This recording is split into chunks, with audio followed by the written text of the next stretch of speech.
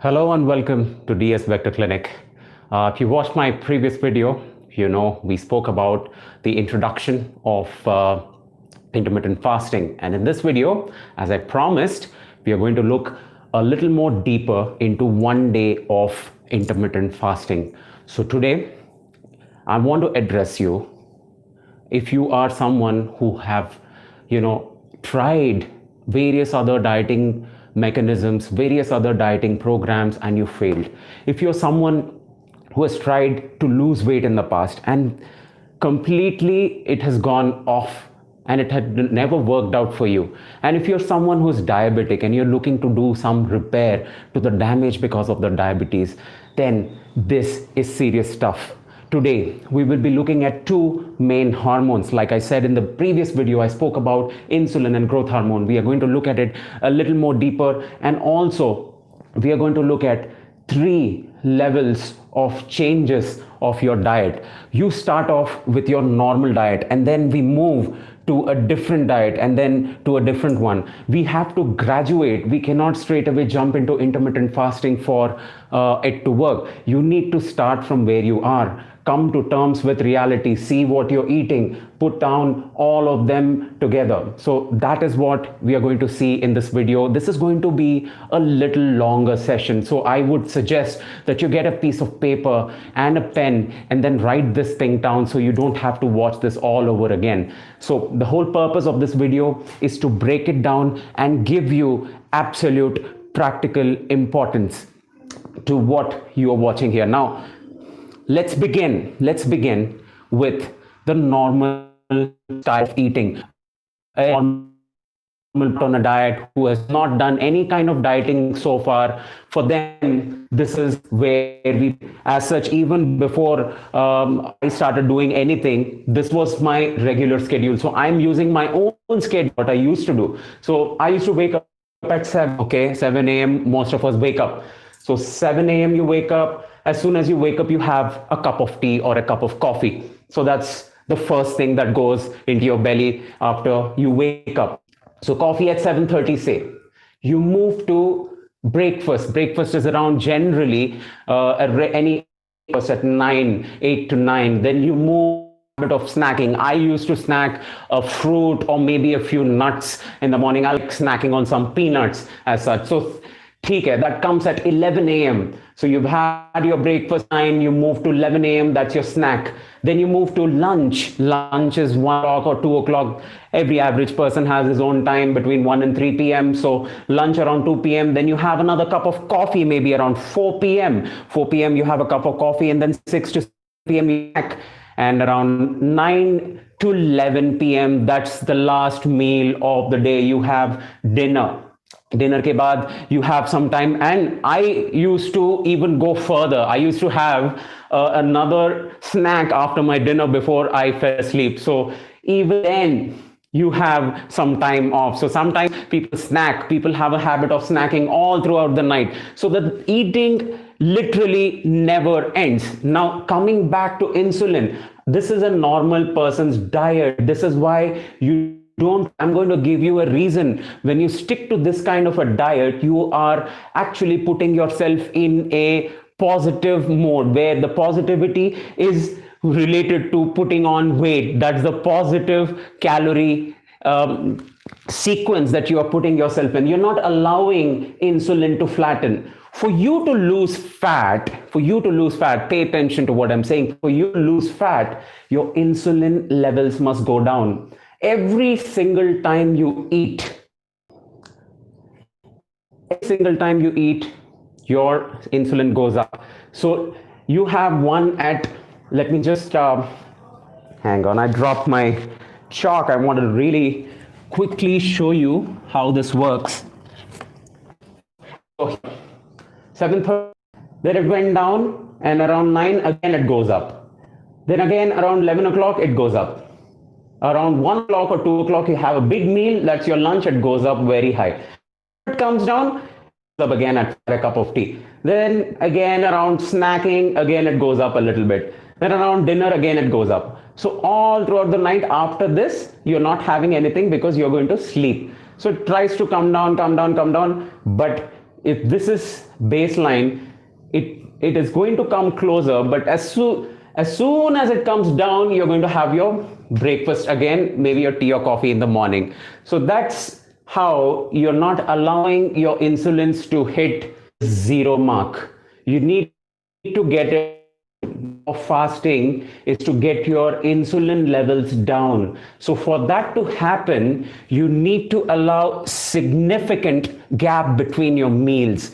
The gap between your meals is absolutely important. So what you're going to do is, once you know where you're standing, you're going to straight away jump into a different pattern of eating I call 12 plus 12. That is 12 hours of eating and 12 hours of fasting. So how are you going to do that? I generally let my clients have their cup of tea or coffee in the morning, but I change something in that. I make the tea and coffee a 0-calorie drink. I take away the sugar. I take away the milk from it. So this cuts off all the calories, and what's remaining is a black tea or a black coffee. So you can have that at the same specified time, because you're so used to have it, you should not disturb that. So you can get your caffeine shot in the morning, maybe around 7:30, that's the same time. Then we combine breakfast and the snack and put it at time when your insulin is going to spike once. Okay? So as soon as you finish your breakfast, it's going to try down. Around lunchtime, it's going to spike once again. And maybe a snack around 5 p.m. Now, if you look at the snack time, I put it right in between your tea and coffee and snack. It's around 5 p.m. So we are combining these two down, and then your dinner at 9. But if you observe, I have compressed your feeding window into 12 hours of feeding. So 12 hours की feeding जब होगी, allowing significant time of fasting. When you allow significant amount of time for fasting, you're allowing your insulins to come down, drop. And what happens when your insulin goes down? Your growth hormone goes up. When your growth hormone goes up, fat loss begins. So the whole idea of intermittent fasting is to bring insulin down. Now, this will work for the first 2 weeks when the system is going to learn how to diet, how to fast, and how to adjust to the new style of eating. So after you've done this 2 weeks, you have significantly trained your system. You are now ready to dive into fat burning, really powerful fat burning, extreme fat loss technique of intermittent fasting. That is, so what are you going to do? You're going to go one step ahead, ladies and gentlemen. You're going to take your breakfast and your initial tea and coffee. You're going to make it 0 here. This is all 0. This time is all 0. So you're extending the low insulin levels up to 10:30. That's when you have your first meal. That is when your insulin will come up just a little bit. And then you're going to go all to 2 p.m. Around 2 p.m., your insulin is going to go a little higher. And what I've done here is I've brought your dinner closer. I've further compressed your feeding window between 9 a.m. and 6:30 p.m. So that's going to significantly reduce and shrink the amount of time you are spending in the feeding window.